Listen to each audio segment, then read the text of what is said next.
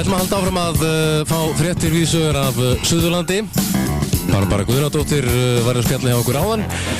Menningarfulltrúi Ölfus og við ætlum að setja okkur í samband við Rangárþing eystra og Árný Lára hefur nú ávallt verið í spjalli hjá okkur en hún vant við látin í dag. En það ekki síðri maður, sveitastjórinn Ísólfur Gylfi, hann á línunni. Heil og sæll. Já, sæll og blessar. Hvað segir þú í dag? Kátur og hress að vanda. Já, sjálfsögðu, það þýðir ekkert annað. Já, þú sagðir Árný Láru, hún að, það svo, íslenskan getur verið svo tvírætt mál, hún að hitta eystana. Já. Og að dósera með þeim, hún að segja þeim frá sveitarfélaginu okkar, þeir heimsókn hérna. Já. Eystar, Eystar. Og svo segja menn gjarnan að þeir eystunum og svo framvegis. en þetta fer allt eftir hvernig maður hugsar. Já, algjörlega, þetta fer allt eftir hugafarinu. Já. Herðu, hvað annars að frétta úr Rangárþing eystra? Ég nú búin að rekast á nokkara fréttir og svo við byrjum nú að þá sé sveitastjórn Rangárþing eystra hefur samþykkt að búa til íbúafundar verslunarmál.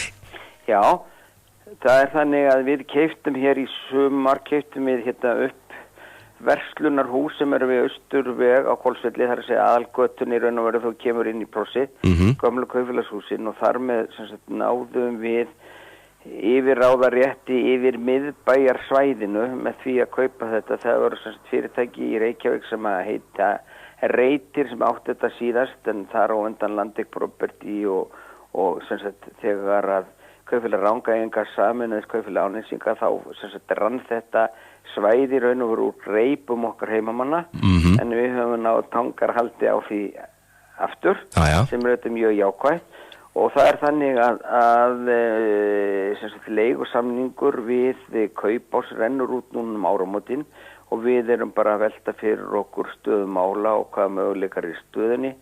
Við höfum auðvitað rætt við lágvöru verslanir eins og Bónus og við höfum rætt við Kaupfélag Suðurnesja sem reka nettóbúðirnar til dæmis og að sjálfsögðu og mest talað við Kaupás sem reka meðalans Krónuna en það ansi erfitt að ná lágvöruverslun hérna inn á þetta svæði því miður. Já. Þeir eru þetta með Kjarval? Við erum með Kjarval eins og Kjarvalsbúðirnar eru vítt og breytt Suðurland frá Þorlákshöfn að Klaustri.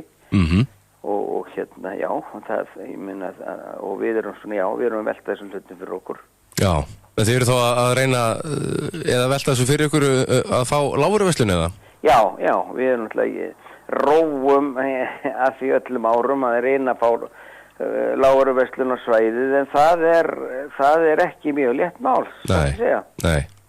Og hvað stendur fyrir því? Það nú ýmislegt stendur fyrir því. Í fyrsta lagi þá telja þeir að markaðurinn sé og fámennur hérna. Rangárvallasýsla telur 3400 íbúa en hérna náttúrulega gríðarlega mikill ferðamannastraumur og Landeyjahöfn skiptir okkur miklu máli, ekki síður Vestmannaeyinga. Já. Og við teljum auðvitað að ferðamannastrauminu hafa mikið að segja. Líka þetta orðið mjög vinsælt svona sumar eða frístundasvæði hérna Rangárþing eystra og reyndar orðið bara býsna algengt að fólk hafi jafnvel tvöfalda búsetu hér og svo á höfuðborgarsvæðinu. Jú. En þetta svona og síðan setja þeir upp svona dæmi að byggða kjarnin þar sem að lágvöruverslanir eru í þeir þurfa að vera 7000 manns sem þýtti það að Árborgarsvæðin ætti þá að vera 21.000 manns miðað við. Það 3 lágvöruverslur sem þar eru og svo framvegis. Þetta nú flókið en þetta erum við að skoða og velta fyrir okkur. Hver niðurstaðan verður ekki gott að segja. Það rétt. Þú talar ferðamannastrauminn núna þetta sumar, þá var algjör sprengja í ferðamannastraumnum til dæmis hjá ykkur? Já, mjög mikið að vera í þeim efnum og það að flestu leitinu til að vera jákvætt og við erum náttúrulega með mikla perlur hérna eins og Þórsmörk og Seljalandsfoss og Skógafoss og margt fleira sem að og hér eru öflug ferðaþjónustu fyrirtæki sem að bara sívaxandi og það allt saman mjög jákvætt. Við höfum líka verið að gera mjög margt á ferðamannastöðum. Við erum í verkefni sem heitir Katla Geopark, þar sem við erum í svona samvinnu ákveðin verkefni, þar sem erum merkja merkilega staði og laga aðgengi og þess að við höfum verið afar dugleg við það í sumar og það er auðvitað mjög spennandi. Já. Markaður fyrir ferðamenn að vetri til? Já, það er heilmikill markaður fyrir ferðamenn að vetri til og haustinu þá er auðvitað mikið að koma hér skyttur að skjóta gæsir og svo framvegis og þannig að það er heilmikill markaður og í næsta nágranni við okkur til dæmis Hótel Rangá og mér er sagt að það sé það bil bara 80% nýting á gistirými þar þannig að það getur séð það. Það er ótrúlega glæsilegt. Heldur betur.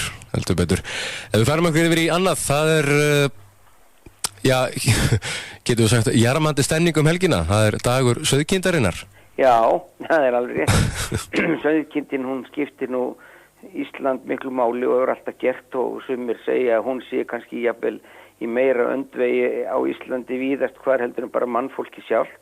En sauðkindin hefur haldið lífinu í Íslandingum gegnum tíðina, þó kannski að það hafi aðeins breyst á síðust árum, en hér eru mjög eflugir menn sem að reka reiðhöll sem heitir Skeiðvangur og þeir ætla að vera með dag sauðkindarinnar á laugardaginn kemur og alls konar skemmtilegar uppákomur þar að lútandi og að talandi sauðkindina þá veit ég líka að þarnæstu helgi 25. október þá verður mikil sviðamessa í veitingastað sem heitir Gamla fjósið undir Eyjafjöllum. Þar sem menn ætla meðal annars að borða reykt svið og reyktar húspunga og svo náttúrulega hefðbundin svið og sviðalappir og allt þetta.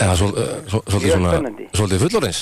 Já, svolítið fullorðins og kannski beinu framhald af því að þá verður hér líka á Hótel Hvolsvelli verður svona villibráðakvöld 9. nóvember og síðan eru í Hótel Fljótshlíð er undirbúa jólahlaðborð eins og fleiri aðeilar hér ferðaþjónustaðilar þannig að það er fullt að gerast. En í beinu framhald af þessu verð ég auðvitað að segja þið frá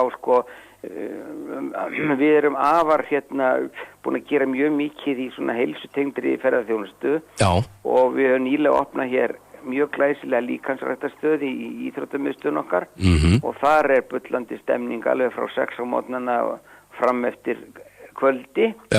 Fullt af fólki. Glæsilegt. Já, þannig að leiða við okkur þykir gott að borða góðan mat en það náttúrulega eru höfuðstöðvar Sláturfélags Suðurlands og Hvolsvelli. Og 90% öllum pilsum sem borðaðar eru þær koma í aðan. Þannig að við þurfum að vera bæði duglega að borða og duglega að hreyfa okkur. Alveg rétt. Pulsa eða pilsa, Ísólfur? Ég segi nú yfir pilsa. En þú? Já, ef ég næði hugsa út í þetta, þá segi ég pilsa, en ofta segja maður, ég ætla að fá eina pulsu. Já. Svona svo gengur og gerist. Þetta er eins og við, þegar við tala tungumálið okkar, þú veist, þetta er svo skemmtilegt að, þetta fer allt eftir svona hefðum og líka hvernig við hugsum, það getur verið afar tvírætt á köflum og allt það. Það er alveg rétt.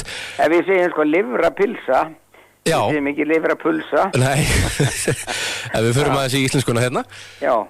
Svo segið hérna á heimasíðunni hjá okkur hvolsvelli.is að kvenfélagið Freyja í Austurlandi, þau ætla að halda haustbingo. Já, það er spennandi. 25. október næstkomandi. Já, þannig að þar verður eru margt fín verðlaun og full ástæð til að hvetja fólk til þess að mæta á bingoið. Algjörlega. Eitthvað svona lokum?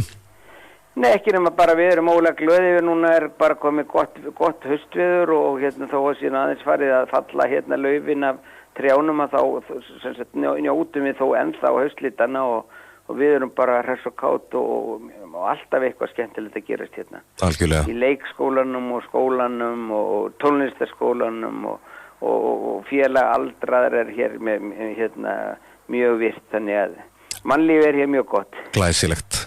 Ísólfur Gylfi, sveitarstjóri, takk fyrir spjallið og hafa það gott. Já, takk svo leiðis. Takk.